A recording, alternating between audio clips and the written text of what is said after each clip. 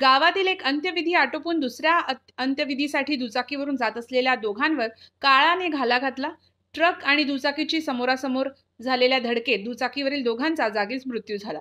भोकर उमरी मार्गावरील मोघाळी पाटीजवळ हा भीषण अपघात घडला. संजय बाबाराव जाधव वय 44 आणि शामराव पुंडलिक मिरासे वय 55 असं मृतांची नावे आहेत.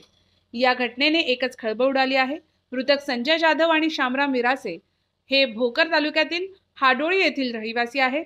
शुक्रवारी दुपारी दोघे जण गावातील अंत्यविधी आटोपून दुपारी नायगाव तालुक्यातील कुंटूर येथे मित्राच्या सासरच्या अंत्यविधीला दुचाकीने जात होते.